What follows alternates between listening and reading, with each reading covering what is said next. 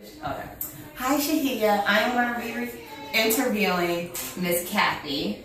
She is you're the lead teacher. The lead teacher. Kianshaybrown babies. Yes. And the first question I have to ask you is, how do you know me?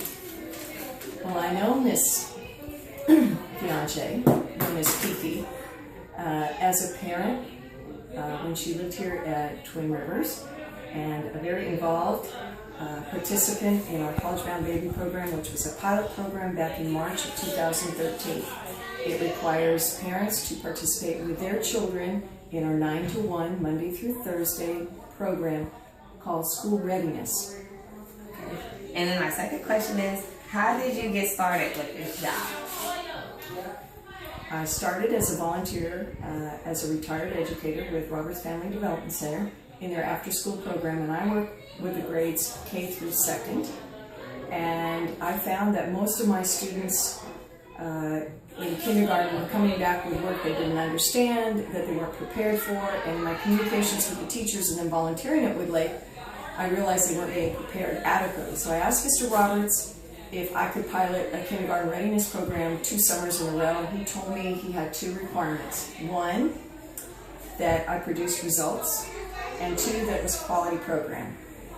And so we started with 9 the first summer, and I had 13 students the second summer, and the majority of my students were told when they entered school by their kindergarten teachers that they all needed to be in first grade because they knew what they were doing. And I advise the parents, never do that. They're just ready. They're where they should be.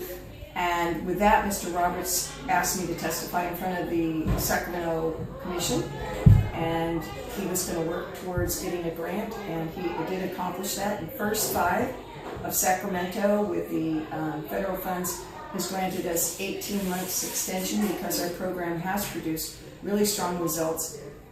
And the vision for Mr. Roberts has been that not only parents are working and involved with their students, but we're lifting the community by showing that our kids are more likely to be college-bound if we work as a community to make sure that that happens. Okay, so it says, where do you see the CBB program in the next 5 years? In the next 5 years, I'm hoping that we have a larger facility that can accommodate children from ages, hopefully 1 to 5. If the California does, or the national government and then the state governments pass a mandatory 4-year-old preschool program, that'll be accommodated by the public schools, and that's great. What I'm hoping is if that does take place, then we can be a 1 to 4-year-old program here, getting our children school ready, our parents as active lifelong advocates for their children in the educational process, with the idea that college or technical schools, but bottom line, education is important to everyone. It's a value judgment. It's something that should be honored, characterized, lived, and modeled in the homes, in our community, and in schools. So I want the program to grow. Grow, grow, grow. Okay, it says, so this is one of those rhetorical questions or whatever, because I go to Umoja, which is an African-American community on the all-white campus at Sierra College. And I was wondering, what is it like to be, not saying like that, what is the word for it? A Caucasian, is that the word? Yeah, whatever. Caucasian working in an African-American community. Like, is it a difference for you, or how do you see that? Like, what made you want to work in African-American? First of all, I'm here as a volunteer because I volunteered all my life.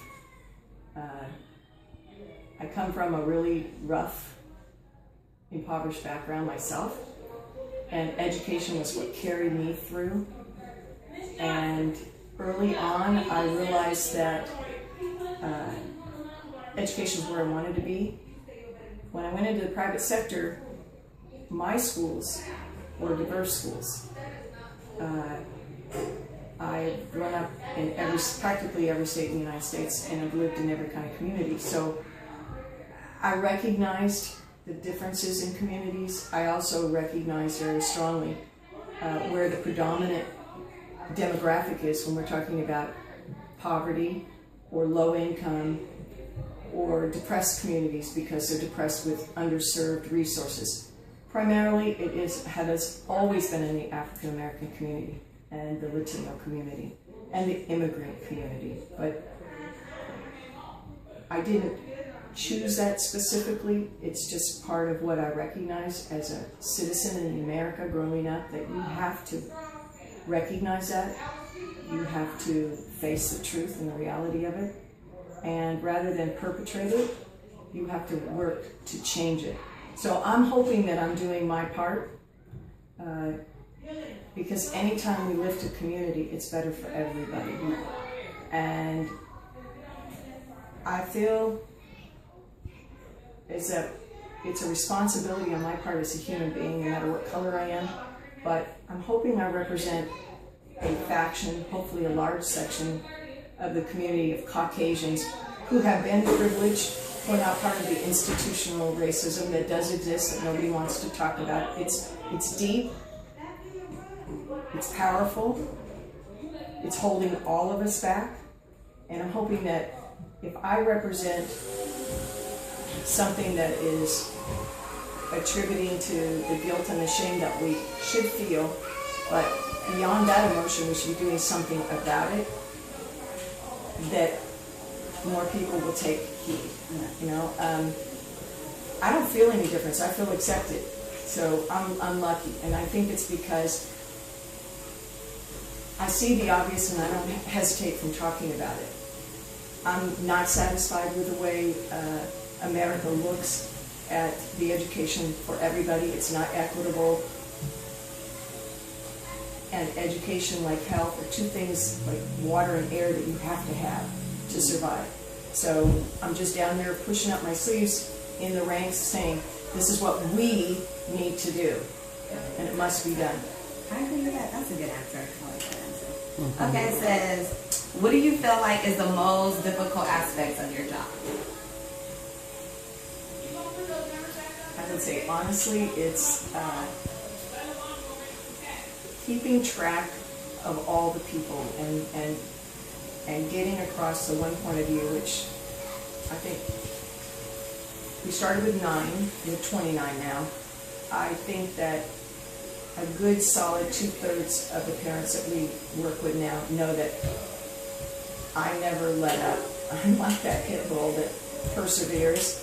I'm going to remind you until you're sick of being reminded that it's important for you to be here every day. It's important for you to be here on time. It's important for you to get involved. It's important for you to take what you do here and transfer that to your friend, your neighbor, your aunt, your uncle, your cousins, the people that live alongside of you, so that our community stretches. And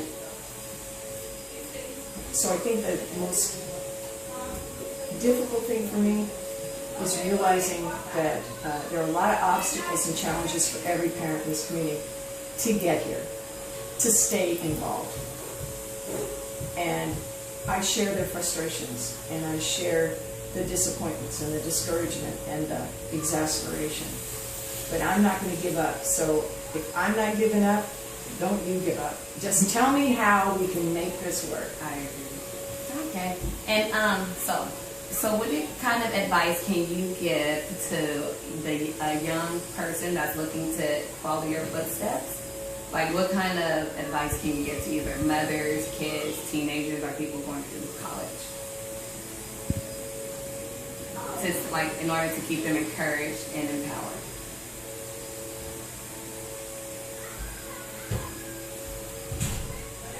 I think that my advice would be, the first thing you need for an education is an open mind. So don't be quick to judge. Be careful to observe. Be interested in learning. And take the risk and try everything. So that you'll feel the confidence with everything you've learned. You'll feel the exuberance that comes from a special day, a special moment with your child or someone else's child. Take that experience and translate it into the things that are powerful on any resume.